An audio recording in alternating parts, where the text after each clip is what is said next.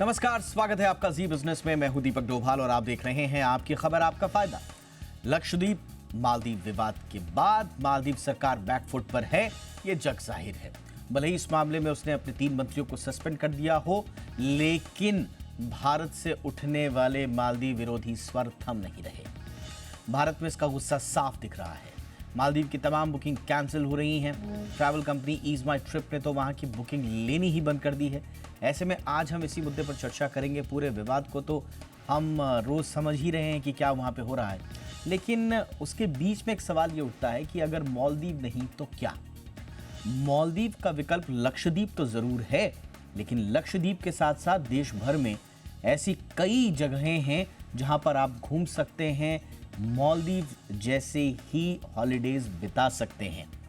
और सिर्फ मालदीव जैसा ही क्यों, सिर्फ समंदरी ही क्यों, हमारे यहाँ पहाड़, हमारे यहाँ खूबसूरत नज़ारों से भरे हुए ऐसे तमाम पर्यटक स्थल हैं जहाँ पर आप जा सकते हैं, बशर्ते उन्हें एक्सप्लोर किया गया हो बाकायदा। तो आज हम भारत के भीतर वो कौन कौन सी जगहें हैं जहाँ पर आप वेकेशंस की प्लानिंग कर सकते हैं, बिल्कुल मालदीव स्टाइल में बताएंगे आपको, बहुत ही खास मेहमानों के साथ। पहले ये रिपोर्ट देख लीजिए।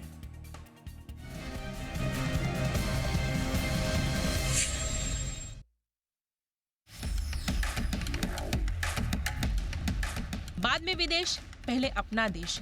जी हाँ, लक्षद्वीप को लेकर मालदीव से ताजा विवाद के बाद अब यही बात उठ रही है। दरअसल इस मामले में पूरा देश एकजुट हो गया है। भारत के रुख से मालदीव सरकार बैकफुट पर है। हालांकि डैमेज कंट्रोल की कवायद के तहत आनन फानन में मालदीव सरकार ने अपने 3 मंत्रियों को सस्पेंड कर दिया, लेकिन बात अब आगे निकल चुकी है। बता दें कि मालदीव की इकोनॉमी में पर्यटन की हिस्सेदारी करीब 70% है। इसमें भी करीब 35% पर्यटक भारत से आते हैं। ऐसे में बाद में विदेश, पहले अपना देश ने अगर जोर पकड़ लिया तो समझे मालदीव को कितना बड़ा झटका लगेगा। स्थिति यहाँ तक आ गई है कि लोग मालदीव की अपनी बुकिंग कैंसिल कर रहे हैं। ट्रैवल कंपनी ईज माई ट्रिप ने तो वहाँ की बुकिंग लेनी ही बंद कर दी है, जबकि तमाम ट्रैवल कंपनियां अब लक्षद्वीप घूमने के लिए बम्पर डिस्काउंट ऑफर कर रही हैं। इंडिगो के मुताबिक विवाद के बाद मालदीव की बुकिंग में गिरावट देखने को मिली है। पहले विवाद को समझते हैं। दरअसल पीएम मोदी ने अपने लक्षद्वीप दौरे के अनुभव को सोशल मीडिया पर साझा किया था। पीएम ने लक्षद्वीप में स्नॉर्कलिंग की फोटो शेयर करते हुए कहा कि जो लोग एडवेंचर करना चाहते हैं उनकी लिस्ट में लक्षद्वीप होना चाहिए। पीएम की ये पोस्ट वायरल होते ही लोग लक्षद्वीप की तुलना मालदीव से करने लगे, लेकिन मालदीव के 3 मंत्रियों को लक्षद्वीप की प्राकृतिक विरासत का प्रचार प्रसार नागवार गुजरा। उन्होंने भारत और पीएम मोदी को लेकर अमर्यादित टिप्पणियां देनी शुरू कर दी। ये मामला भारत मालदीव तक ही सीमित नहीं रहा है। अब तो भारत के सपोर्ट में खड़े इजरायल ने यहाँ तक कह दिया है कि वह लक्षद्वीप में डिसैलिनेशन प्रोग्राम शुरू करने जा रहा है। इससे लक्षद्वीप में पर्यटन को बढ़ावा मिलेगा। वहीं मेक माई ट्रिप की वेबसाइट पर लक्षद्वीप को लेकर सर्च करने के मामले में 3400% का इजाफा हुआ है, जबकि इक्सिगो पर लक्षद्वीप को लेकर होने वाली इंक्वायरी में 2900% का उछाल आया है। चाहे साल 2004 की सुनामी हो या 2014 का जल संकट, भारत ने हमेशा सच्चे पड़ोसी की तरह मालदीव की मदद की है। लेकिन कुल मिलाकर मालदीव का भारत के प्रति नकारात्मक रुख हमारे लिए टूरिज्म के लिहाज से एक बड़ा अवसर बनकर आया है। लक्षद्वीप के अलावा केरल, दमन दीव, लद्दाख, अंडमान निकोबार जैसी ऐसी बहुत सी जगह हैं जहां नेचर, एडवेंचर, मेडिकल और आयुर्वेद टूरिज्म से जुड़े ढेर सारे विकल्प हैं। वहीं धार्मिक पर्यटन के तौर पर अब अयोध्या धाम भी विदेशी सैलानियों के घूमने के एक खास डेस्टिनेशन प्लेस के तौर पर तेजी से विकसित हो रहा है। तो अब देश में ही ऐसे मनोरम टूरिज्म डेस्टिनेशन है, तो हमें इसका आनंद लेने के लिए विदेश क्यों जाना? लोग विदेश से भारत ऐसी जगहों पर घूमने आएंगे। इससे हमारी परंपरा और संस्कृति का प्रचार प्रसार तो होगा ही, साथ ही हमारी इकोनॉमी को भी खाद पानी मिलेगा। ब्यूरो रिपोर्ट, जी मीडिया। बहुत ही खास मेहमान इस वक्त हमारे साथ जुड़ चुके हैं। रवि गोसाई साहब हमारे साथ जुड़ चुके हैं, वाइस प्रेसिडेंट हैं IATO यानी कि Indian association of tour operators. बहुत बहुत स्वागत है गोसाई जी आपका हमारे शो पर। हमारे साथ हैं अमरेश तिवारी, वाइस चेयरमैन हैं ICPB यानी कि इंडियन कन्वेंशन प्रमोशन ब्यूरो के।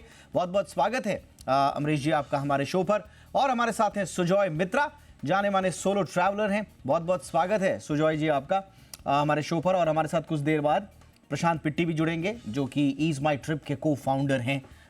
उनसे भी हम बातचीत करेंगे शो के अगले हिस्से में। मैं शुरुआत सबसे पहले गोसाई साहब आपसे करना चाहूँगा। इतना बड़ा विवाद हो गया और उसके बाद हमें अब फॉर्चुनेटली अनफॉर्चुनेटली एक तरह से अब ये अवसर में तब्दील हो गया है और ख़ास तौर से अब पूरा हिंदुस्तान बात कर रहा है कि अपने देश देखो। भारत सरकार तो मुहिम चला ही रही है, लेकिन सवाल ये है कि जब हम बात करते हैं मालदीव के विकल्प की लक्षद्वीप के तौर पर, तो फिर बहुत सारे सवाल भी उठते हैं कि साहब क्या मालदीव के बराबर वहाँ पर इंफ्रास्ट्रक्चर है, क्या वहाँ पर पहुँचना सुगम है, क्या वहाँ पर अफोर्डेबिलिटी का एक इशू है। ये सारे सवालों के जवाब मिलने इसलिए अब ज़रूरी हो गए हैं क्योंकि अब लोगों ने ठान लिया है कि मालदीव क्यों जाना जब लक्षद्वीप हमारे पास है। तो क्या लक्षद्वीप में वो सारी चीज़ें हैं जो मालदीव के विकल्प के रूप में उसे पेश करती हैं गोसाई साहब? धन्यवाद दीपक जी। सबसे पहले तो मैं कहना चाहूँगा कोई भी डेस्टिनेशन है, चाहे वो लक्षद्वीप है या मालदीव से, सबकी अपनी एक इम्पोर्टेंस होती है। बट डेफिनेटली अगर हम उसको लक्षद्वीप को कंपेयर करना चाहते हैं मालदीव से, तो लक्षद्वीप में जो जीव जंतु या वनस्पति जो फ्लोरा फौना जिसको भी कहते हैं पाई जाती है, वो सिमिलर है मालदीव्स की तरह। बट हाँ, किसी भी डेस्टिनेशन को अगर टूरिज़्म पॉइंट ऑफ व्यू से देखेंगे, डेवलप करने के लिए या होने के लिए वहाँ पे इंफ्रास्ट्रक्चर होना बहुत ज़रूरी है। चाहे वो कनेक्टिविटी हो, चाहे होटल्स हो, चाहे वो गाइड्स हो, टूरिस्ट गाइड्स हो, ट्रांसपोर्ट कंपनियां हो, ये सब बहुत ज़रूरी है। तो ये लक्षद्वीप विकल्प हो सकता है डेफिनेटली, लेकिन उसमें सरकार को एक पॉलिसी लेके आनी पड़ेगी, क्योंकि एक हमें समझना चाहिए कि प्राकृतिक रूप से थोड़ा संवेदनशील एरिया है ये, इसमें यहाँ पे एक्सेस टूरिज़्म ना हो जाए। तो कनेक्टिविटी होनी चाहिए और रेगुलेटेड टूरिज़्म होना चाहिए, मुझे ऐसा लगता है। बट डेफिनेटली इसमें कोई संदेह नहीं है कि यहाँ पे काफ़ी सारी जो चीज़ें हैं वो देखने लायक हैं। ये आपने बड़ा इंपॉर्टेंट बात बोली रवि जी कि रेगुलेटेड टूरिज्म होना चाहिए, क्योंकि भौगोलिक दृष्टिकोण से भी ये संवेदनशील है और प्राकृतिक दृष्टिकोण से भी ये संवेदनशील है। ये ना हो कि वहाँ पर एक सैलाब उमड़ आए पर्यटकों का और बिना आधी अधूरी तैयारियों के साथ वहाँ पर लोग पहुँच जाएं और जिससे उल्टा वहाँ की जो शांति है, जो वहाँ की इकोलॉजी है, उसको नुकसान हो। तो क्या हो एक बैलेंस्ड अप्रोच। मैं बाकी डेस्टिनेशंस पे भी बात करूंगा तिवारी जी, लेकिन मैं थोड़ा सा लक्षद्वीप पर इसलिए बात करना चाह रहा हूँ क्योंकि लक्षद्वीप सबकी जुबान पर है आजकल। तो जो रेगुलेटेड टूरिज्म की बात रवि कर रहे हैं, वो एक बैलेंस्ड अप्रोच क्या हो? दीपक जी, जैसा कि रवि ने कहा कि लक्षद्वीप में हमारे पास सबसे बड़ी यूएसपी क्या है कि जो हमारी इकोलॉजी है, जो वहाँ का मरीन है, वो पूरा बिल्कुल बचा हुआ है, उस पर कोई एक्सप्लॉयटेशन नहीं हुआ है, क्योंकि वहाँ पे हमेशा से इनर लाइन परमिट थी लक्षद्वीप में टूरिस्ट के जाने के लिए। तो हमारी जो प्राकृतिक और मतलब नेचुरल धरोहर है वो बिल्कुल बची हुई है। तो जब हम उसको डेवलप करना चाहेंगे, तो चूंकि एज कम्पेयर टू मालदीव जहाँ पे 1192 के करीब आइलैंड हैं, और जबकि लक्षद्वीप में करीब 36 आइलैंड हैं लक्षद्वीप में, और अंडमान में वहीं 590-591 आइलैंड हैं। तो हमारे पास आइलैंड लिमिटेड है, और अगर हम उसको 8 या 10 आइलैंड को चूज़ करते हैं और उसको पर्यटन की दृष्टि से विकसित करते हैं, जैसे बंगाराम है, अगाती है, 3-4 और अच्छे आइलैंड है जिसको अगर हम विकसित करने की बात करते हैं, तो इंफ्रास्ट्रक्चर डेवलप करने में हमें ये पता है कि हम कैसे इकोलॉजी को बैलेंस में रखें और एक बैलेंस ग्रोथ में एक पर्टिकुलर टारगेट मार्केट को कैसे हम ऑडियंस को कैप्चर करें। क्योंकि हमारा जो समुद्री जीव जंतु वहाँ पे हैं, जो कोरल हैं, वो बिल्कुल संरक्षित है अभी भी as compare to the Maldives, क्योंकि उसका कोई एक्सप्लोरेशन नहीं हुआ है। तो कैरिंग कैपेसिटी को और सस्टेनेबल टूरिज्म को ध्यान में रखते हुए अगर हम विकास की योजना बनाएं और उसको एक पर्टिकुलर मार्केट में, जो वाटर स्पोर्ट्स, जैसा कि आदरणीय प्रधानमंत्री जी ने कहा, अगर हम एडवेंचर स्पोर्ट्स और वाटर स्पोर्ट्स बेस्ड एक्टिविटीज़ को वहाँ पे प्रमोट करें और एक सीमित मात्रा में उसको हम अगर उसका दोहन करें, तो उससे न सिर्फ पर्यटन को फ़ायदा होगा, जहाँ पे आप देखें अगर 60% फॉरेन एक्सचेंज अर्निंग आप मालदीव की सिर्फ टूरिज्म से आती है। तो अगर हम इसी तरीके से अगर लक्षद्वीप को डेवलप करते हैं, तो जो लोकल जीडीपी है, जो एम्प्लॉयमेंट जनरेशन है, करीब वहाँ पे 56-57 हज़ार की पॉपुलेशन रहती है लक्षद्वीप में, उनको काफ़ी फ़ायदा होगा। और क्योंकि वहाँ पे करीब 91% का एजुकेशन लिटरेसी रेट है लक्षद्वीप में, तो नेचुरली सब पढ़े लिखे हैं। अगर उनको समझाया जाए कि पर्यटन से उनको क्या फ़ायदा होगा और उसको एक सीमित दिशा में किया जाए, कैरिंग कैपेसिटी को ध्यान रखा जाए, क्योंकि वहाँ पे बड़ा सेंसिटिव है जीव जंतु, वहाँ के जो कोरल है, बड़ा सेंसिटिव मामला है। तो उसके विकास के लिए जो योजनाएं मैं अग्री कर रहा हूँ, वो आपने जो सीमित मात्रा में जो आप बार बार इस्तेमाल कर रहे हैं उसके मायने बड़े हैं सीमित मात्रा में। देखिए अभी तक के मैं 2 कीवर्ड्स ले रहा हूँ, नंबर 1 रेगुलेटेड टूरिज्म और दूसरा जो तिवारी जी ने कहा सीमित मात्रा में और कैरिंग कैपेसिटी को ध्यान में रखते हुए। देखिए ये बहुत इंपॉर्टेंट होगा। हम अपने देश के एक शानदार पर्यटक स्थल को बढ़ावा देना चाहते हैं, ये बहुत अच्छी बात है, लेकिन हमें ये भी ध्यान रखना पड़ेगा कि वो बढ़ावा किस तरह से दिया जा रहा है, क्या ये उसके लिए लॉन्ग टर्म में कहीं नुकसानदेह साबित ना हो जाए। इसलिए थोड़ा सा एक बैलेंस्ड अप्रोच और सारा का सारा होमवर्क हमें करना होगा। इसीलिए रेगुलेटेड टूरिज्म हो, उस पर आगे बढ़ें, सीमित मात्रा में हो, कैरिंग कैपेसिटी का आकलन करके आगे बढ़ाया जाए, ये सबके लिए बेस्ट होगा। अब मैं सुजॉय आपके पास आना चाहूँगा। एज ए ट्रैवलर मैं आपका नज़रिया समझना चाहूँगा कि ये पूरा का पूरा जो मालदीव लक्षद्वीप विवाद चला है, एक ट्रैवलर होने के नाते आपको क्या लग रहा है, एक आम हिंदुस्तानी के जो कि ट्रैवलिंग का शौक़ रखता है, नई नई जगहों पे जाना चाहता है, नई नई जगहों को एक्सप्लोर करना चाहता है, उसके साइकी में, उसकी मनोवृत्ति में क्या बदलाव आया? हम देख रहे हैं कि लोग अब कह रहे हैं कि साहब अब हम हिंदुस्तान में ज़्यादा से ज़्यादा घूमेंगे। तो ये जो घूमने की जो साइकी है, क्या एकदम से पलट के जो विदेशों में घूमना चाहता है, अचानक से पलट के क्या ऐसा हो सकता है कि हम देश में ही उन सारी वाइब्स को महसूस करें जो हमें बाहर मिलती है? देखिए ट्रैवल हमेशा कोएग्जिस्ट करेगा। हाँ, जो एक रेगुलर ट्रैवलर है वो इंडिया और फॉरेन दोनों ही जगह घूमेंगे। हाँ, अगर 10 ट्रिप फॉरेन के मार रहे तो वो हो सकता है कि 3 इंडिया में किया, 7 बाहर किया। ये लक्षद्वीप आइलैंड एक बड़ा ही अलग तरीके का एटॉल से, अगर मैं इसे कंपेयर करूँ, मैं इसे मालदीव्स के जगह पे आज पैसिफिक के रिमोट आइलैंड तुवालू है, किरीबाती है, नारू है, इनसे कंपेयर करूंगा। आज आप नारू किरीबाती में इसमें लेस देन 1000 विजिटर्स आते हैं साल में। मालदीव्स का इकोसिस्टम क्या जाता है कि ये 3 पार्ट में डिवाइडेड है। पहला, माले सिटी में कुछ है नहीं, एक अटॉल्स जो उसके नियर बाई प्लेसेस में है, जहाँ पे टिपिकली जो हम कहते हैं फुल सर्विस रिसोर्ट्स के, उसके ऑल 3 मील्स के साथ आपका वो स्टे मैंडेटरी है। और then Maldives has a advantage जो बहुत रिमोट सी प्लेन से रिमोट लोकेशन चला जाता है। सी प्लेन ही 75-80 हज़ार का हो जाता है, तो जहाँ पे कुछ सेलिब्रिटीज़ जाते हैं और एक मिडिल क्लास या very well to do class के लिए पहुँचना थोड़ा चैलेंजिंग होता है। जब हम लक्षद्वीप में देखें तो देखिए ये इनका they have a very beautiful coral, but जब हम रेगुलेटेड टूरिज्म की बात कर रहे हैं, इसे आप कंपेयर करिए जब हम अंटार्कटिका जाते हैं पेंगुइन्स देखने, एक भी होटल नहीं रहता अंटार्कटिका में। शिप से जाते, शिप में रुकते हैं और शिप से वापस आते हैं। तो वो क्या है, आपने बिना इंफ्रास्ट्रक्चर डिस्टर्ब किए आपने शिप्स के थ्रू लोग वहाँ रुक रहे हैं। तो ये भी एक पार्ट है जो पहले होता था लक्षद्वीप में। बट 2012 में अगर आप एक पॉइंट देखिए कि वहाँ पे सीशल बीच रिसोर्ट था, उसके ऊपर लोकल का केस चला।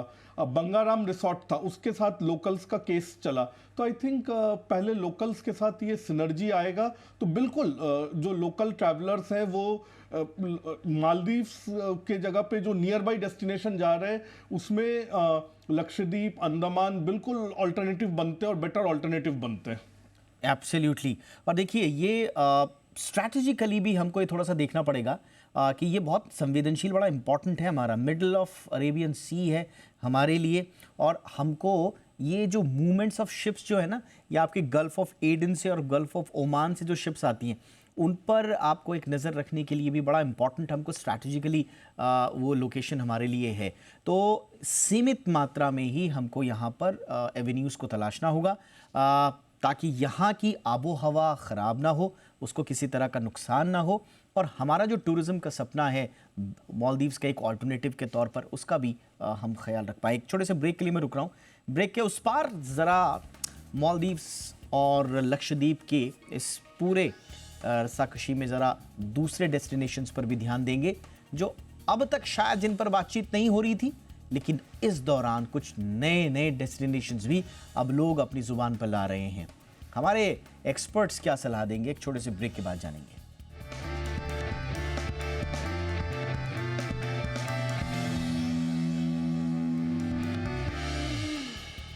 और आइए फटाफट से ईज माई ट्रिप के को फाउंडर प्रशांत पिट्टी से बातचीत करते हैं और समझने की कोशिश करते हैं कि उन्होंने जो मालदीव्स के लिए तमाम बुकिंग्स को रोक दिया है उसके पीछे की वजह क्या है। Over to you Prashant ji, जरा बताएं क्यों रोक दिया आपने अचानक सारी बुकिंग्स? हमने मालदीव्स की सारी फ़्लाइट्स स्थगित अपने प्लेटफॉर्म पे बहुत सिंपल रीज़न से की हैं कि हमारे प्रधानमंत्री जी ने तो सिर्फ लक्षद्वीप की बड़ाई की थी, अच्छी फ़ोटोज़ डाली थी, उन्होंने मालदीव्स के बारे में कुछ भी गलत नहीं कहा था। फिर भी मालदीव्स के 3-4 मिनिस्टर्स ने काफ़ी अभद्र बातें करी हमारे प्राइम मिनिस्टर के बारे में भी और हमारी कंट्री के बारे में भी, तो वो बिल्कुल भी हमें उचित नहीं लगा। और हमें लगा कि एज अ कंट्री जो हमसे इतना परेशान है, बिना हमें उत्साहे हमें इतना उल्टा सुल्टा बोल रही है, तो उसको बिज़नेस हमें नहीं देना चाहिए। तो उसके लिए हमने ये एक्शन लिया कि हम आगे से अब कोई भी मालदीव्स की टिकट्स बुक नहीं करेंगे। मालदीव्स जैसी बहुत सारी लोकेशंस हैं हमारे देश के अंदर, जैसा कि हमारे माननीय प्रधानमंत्री ने हमें दिखाया, लक्षद्वीप की उसी एरिया के अंदर आता है, उसी चेन के अंदर ही आता है लक्षद्वीप भी, और बिल्कुल वैसा ही एक्सपीरियंस देता है लक्षद्वीप। अंडमान निकोबार में बहुत अच्छे अच्छे आइलैंड्स हैं जो कि थाईलैंड के बीचों को मात देते हैं, प्लस छोटे छोटे टाउन्स भी हैं हमारे देश के अंदर जिनके बारे में लोगों को पता भी नहीं है अभी तक। जैसे एक मरारीकुलम विलेज है, वो भी एक बीच एरिया है। मरारीकुलम ये केरला में आता है, बहुत सुंदर एरिया है, अलेपी के पास में पड़ता है। हम प्रमोशन इन लोकेशंस की कर रहे हैं ईज़मा ट्रिप के ऊपर, बल्कि हम अभी से नहीं, हम तो कोविड के टाइम से करते आए हैं। हमने देखो अपना देश करके कैंपेन भी रन किया था कोविड के टाइम में, जहाँ पे हमने 50 लोकेशंस शेयर करी थी जो कि बाहर की लोकेशंस के कंपैरेटिव लोकेशंस हो सकती हैं। जैसे कि आपको अगर वाइल्ड लाइफ का मज़ा लेना है तो आप जवाई जा सकते हो, आपको एक बहुत सुंदर नदी जो एकदम क्लीन नदी है उसका मज़ा लेना है तो आप द्वाकी जा सकते हो। मोलोंग एक विलेज है मेघालय के अंदर जो one of the cleanest village माना जाता है एशिया का। अब लक्षद्वीप के बारे में आदरणीय प्रधानमंत्री जी ने बोला है one of the best beaches है अपने देश के। वैसे बहुत सारी जगह हैं, उसका प्रमोशन हम आज भी ईज़मा ट्रिप पे कर रहे हैं। आप easmatrip.com पे जाकर ये सारे के सारी लोकेशंस आप देख सकते हैं। और हमें उम्मीद नहीं थी कि हमें इतना ज़्यादा सपोर्ट मिलेगा भारतीय नागरिक से। हमने तो डिसीजन लिया था सोच के कि we should be country first, but हमें नहीं उम्मीद थी कि इतना ज़्यादा हमें प्रोत्साहन मिलेगा, साहस मिलेगा लोगों से। हमारी number of bookings, number of enquiries EaseMyTrip की बहुत ज़्यादा बढ़ गई हैं पिछले एक दिन के अंदर। मैं बहुत बहुत शुक्रगुजार हूँ सबका, और मैं शुक्रगुजार हूँ मोदी जी का भी जिन्होंने लक्षद्वीप गए और एक रुचि जगाई लोगों को भारत देखने के लिए। मैं चाहूँगा कि वो अपने बिजी स्केड्यूल में से थोड़ा थोड़ा टाइम निकाल कर कभी कभार ट्रैवल भी कर लिया करें और हमें भी दिखा दिया करें कि भारत में और क्या क्या हिडन जेम्स हैं। ऑलराइट गोसाई साहब, कभी कभी ना ये थोड़ा सा देखिए, ये एक ऐसा मसला है कि पूरा देश उसमें एकजुट है। आप हमारे देश के प्रधानमंत्री के लिए इस तरह की अभद्र भाषा का प्रयोग करेंगे तो देखिए, आप बड़े बड़े बिजनेस हाउसेस कह रहे हैं कि साहब बिजनेस बाद में है, देश पहले है। लेकिन जो ट्रैवलर्स जो ट्रैवल एजेंट्स होते हैं उनके भी कई सवाल आ रहे हैं कि मालदीव्स का अब होगा क्या, वहाँ जाने वाले जो काम कारोबार कर रहे हैं उनका क्या होगा। हमारे कई मित्र गण हैं जो कह रहे हैं कि हम मालदीव्स का प्लान तो कर चुके थे लेकिन मार्च का था, फरवरी लास्ट का था, तब तक की क्या स्थिति होगी। तो ज़रा कुछ उस बारे में बता पाएं अगर आप, कि आगे क्या भविष्य है मालदीव्स का। जी देखिए, इसमें निसंदेह कोई शक नहीं है कि कोई भी राजनीतिज्ञ अगर हमारे देश के प्रधानमंत्री पे अपमानजनक टिप्पणी करता है तो लोगों की उसमें भावनाएं जुड़ी होती हैं और वो भावनाएं खुल के जो सोशल मीडिया पे आ रही हैं। बट क्या है, हमें ये भी सोचना चाहिए कि बहुत सारे ट्रैवल एजेंट, टूर ऑपरेटर हैं जो लोग मालदीव सेल करते हैं या हॉलीडेज बेचते हैं लोगों को, तो उन लोगों का कारोबार भी इससे चलता है जिससे बहुत लोगों की जीविकाएं चलती हैं। तो हम किसी भी डेस्टिनेशन को ऐसा नहीं बोल सकते कि बिल्कुल बॉयकॉट कर दें या बंद कर दें। बस हाँ, अपना देश देखना चाहिए, इसमें कोई संदेह नहीं है। अगर मालदीव्स की बुकिंग में फ़र्क पड़ेगा, मैंने कहा इवन ट्रैवलर भी 2 बार सोचेगा। अगर संबंध ठीक नहीं है, हो सकता है अभी वहाँ के मंत्रियों को जिनको सस्पेंड किया गया है उसके सपोर्टर्स लोग वहाँ कुछ प्रॉब्लम करें ग्राउंड लेवल पे, तो ये सब चीज़ें अभी देखने वाली हैं मेरे ख्याल में। बट अभी हमें जो वहाँ की टूर ऑपरेटर एसोसिएशन है मालदीव्स की, उसका आज लेटर भी आया है, उन्होंने बड़ा खेद प्रकट किया है इस तरह अपने मंत्रियों को लेकर के। और तो ट्रेड तो चाहता है कि संबंध बने रहें, बिकॉज पर्यटन, जैसा सुजॉय ने भी कहा था कि सिर्फ ट्रैवलर जो है सिर्फ अपने देश में नहीं विदेश में भी जाना चाहेगा तो जाएगा। तो अच्छी बात यह है कि लक्षद्वीप उभर के आ रहा है डेस्टिनेशन। मोदी जी का बहुत बहुत धन्यवाद।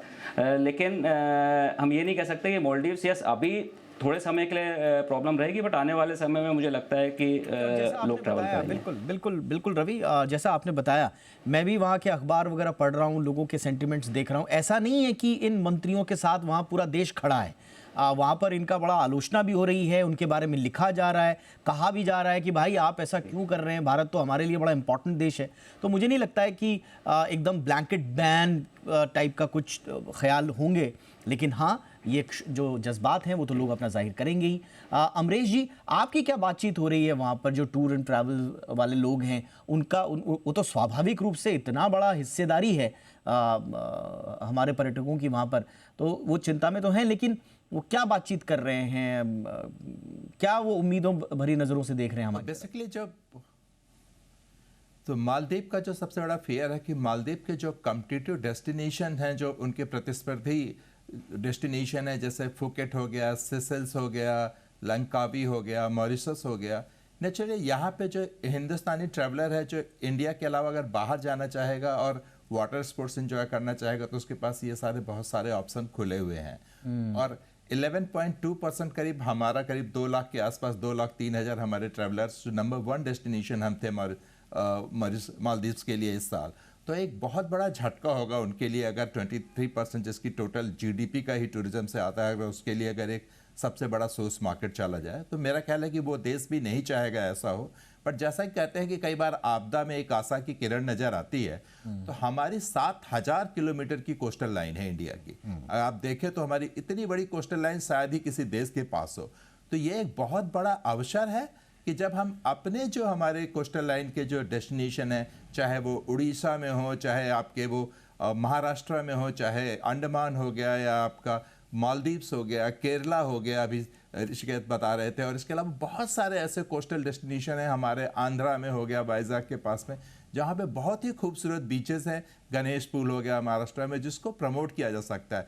तो अगर हम उसकी तरफ में कोई एक ऐसी पॉलिसी के लेके आते हैं, और जैसे सुजॉय बोल रहे थे कि हम क्रूज टूरिज्म ऑलरेडी चल रहा है, कुछ क्रूज में उनको और बढ़ावा कर सकते हैं, रिवर क्रूज हमने चालू किया है, तो वाटर बेस्ड एक्टिविटीज के और इस कोस्टल लाइन का हम अगर सही उपयोग करें पर्यटन के विकास के हिसाब से। आपने बहुत इंपॉर्टेंट बात बोली तिवारी जी कि हमारी जो कोस्टल लाइन है, और लगभग मोटा मोटा अगर आप देखेंगे तो 450 के आसपास बीचेस ऐसे हैं जिनको हम बहुत अच्छे तरीके से डेवलप कर सकते हैं। लेकिन हमारा जो कॉन्सेंट्रेशन है वो सारा का सारा, जब भी बात आती है कहाँ जाना, सब गोवा या एक आध दो और दिमाग में आते हैं, बाकी नहीं आते। सुजॉय, मैं फटाफट से आपके पास आना चाहूंगा। As a traveller, Goa promote करते हैं, केरला, हाँ यस सर, केरला, एब्सोल्युटली, मतलब हमें चाहिए कि इन डेस्टिनेशन को प्रमोट करके टूरिज्म को डिस्ट्रीब्यूट करें। एब्सोल्युटली, और इसमें कोई शक नहीं है कि कायाकल्प हो जाएगा, लेकिन सोच बदलने की आवश्यकता। लेकिन सुजॉय, एक ट्रैवलर के तौर पर जब आप जाते हैं बीचेस पर या कुछ नई डेस्टिनेशंस पर, अनफॉर्चुनेटली प्रॉब्लम ये है कि एक तो डेवलपमेंट का इशू है कि दिखती जगह बहुत अच्छी खूबसूरत है, लेकिन वहाँ रुकने की जगह नहीं, वहाँ पर अच्छा स्टे नहीं, अच्छा खान पान नहीं। एक बहुत बड़ा इशू हाइजीन का भी आता है जिस पर हमें ध्यान देना है। तो एज ए ट्रैवलर, अगर आप पूरी इंडियन कोस्टल लाइन को रिवोल्यूशनाइज अगर देखें तो क्या क्या चीजें होंगी जो एज ए ट्रैवलर आप चाहेंगे कि दुरुस्त हो बुनियादी रूप से? देखिए, इसमें क्या है, सबसे पहले एक एग्जांपल मैं देता हूँ। विस्तारा ने एक इनिशिएटिव लिया कि 4 महीने के लिए दिसंबर से मार्च डायरेक्ट बाली का डायरेक्ट फ्लाइट चले। इससे पहले बाली वन स्टॉप था, टू प्रमोट टूरिज्म इन बाली, क्योंकि इंडिया से बहुत जाते हैं। सो पहला मुझे ऐसा लगना चाहिए कि एयरलाइंस ऐसे सीजनल फ्लाइट चला रहे हैं कुछ पर्टिकुलर डेस्टिनेशन से डायरेक्ट इन कोस्टल लाइंस पे इंटरनेशनल। 3 महीने चलाया, विस्तारा ने 4 महीना फ्लाइट चलाया, और रिस्पॉन्स बाली के लिए आउटबाउंड का ऐसा था कि वो फ्लाइट 90,000 में चला गया। पेरिस विस्तारा का 55 में चल रहा था और बाली 90,000 में चला गया। So airline companies to take initiative, ऐसे पर्टिकुलर डेस्टिनेशंस को पे डायरेक्ट कनेक्टिविटी कुछ पर्टिकुलर जगहों से लाए, चाहे वो थाईलैंड से हो, चाहे मलेशिया से हो, या यूरोप के कुछ कंट्रीज से लाए। कहीं ना कहीं आप अगर अभी सोशल मीडिया में ये जाए कि इंडिया के 3-4 डेस्टिनेशन क्या है, तो वो कोची आ जाता है, गोल्डन ट्रायंगल आ जाता है, गोवा आ जाता है। अब इन जगहों की जगह हमारा ये मीडिया का भी रिस्पॉन्सिबिलिटी है कि we promote different places, Majuli island है वो अमेजोन बेसिन की तरह, आज ब्राजील का अमेजोन बेसिन है, जंगलों के बीच में है। आप माजोली जाइए, मैं एग्जैक्टली 100% तो नहीं कंपेयर करूंगा बट काफी हद तक वैसा है। आप रणथंबोर में आपका टाइगर ट्रैकिंग के साथ आपका राजस्थान है। सो इन जगहों को हमें मीडिया में और इसमें भी प्रमोट इस तरीके से होना चाहिए Absolutely. कि कहीं ना कहीं कोई आ रहा है 4 दिन तो वो इन पे जाए। और मेरा लास्ट पॉइंट ये है कि रूथलेस इम्प्लीमेंटेशन ऑफ पॉलिसीज। किसी ने कहीं इन बीच डेस्टिनेशन में गंदगी किया, जो आज यूरोप में होता है, इसमें होता है आपका high penalty, immediate administrative action उन पे। तो ये जीरो टॉलरेंस होना चाहिए इन सब बीच ये की जगहों पे। है आपके, कोई भी ये आपके बहुत ही प्रैक्टिकल सजेशन है। एज अ ट्रैवलर पूरी दुनिया में आप ट्रैवल करते हैं, लेकिन आप चाहेंगे कि अगर हिंदुस्तान के भीतर हमको नए डेस्टिनेशंस बनाने तो अमूलचूल परिवर्तन नीतियों में, सोच में आना पड़ेगा। और हम तो ये चाहेंगे, देखिए टूरिज्म इंडस्ट्री की बहुत पुरानी मांग है कि टूरिज्म को इंडस्ट्री का दर्जा दिया जाए। हम कैजुअली बोल देते हैं टूरिज्म इंडस्ट्री, लेकिन सरकार की तरफ से इंडस्ट्री का दर्जा अभी दिया नहीं गया है। उस पर फिर बहुत सारे उनके पर्क्स और फिर आगे बढ़ने के लिए मौके मिलते हैं, लेकिन हम चाहेंगे कि सरकार इस पर ध्यान जरूर दे। इस बार बजट भी आ रहा है, तो कुछ अगर इस दिशा में किया जाए तो फिर टूरिज्म उद्योग से जुड़े हुए जो लोग हैं उनका भी अच्छा होगा, और ओवरऑल हमारे लिए भी पूरी बेहतरी के लिए ये शानदार चीज़ें होंगी। बहुत बहुत शुक्रिया आप तीनों का वक्त निकाला आपने। Sujoy, thank you so much वक्त निकालने के लिए। अमरीश जी, बहुत बहुत धन्यवाद। गोसाई साहब, आपका भी बहुत बहुत शुक्रिया वक्त निकालने के लिए। आपकी खबर आपका फायदा में इतना ही। इजाजत दीजिए, नमस्कार।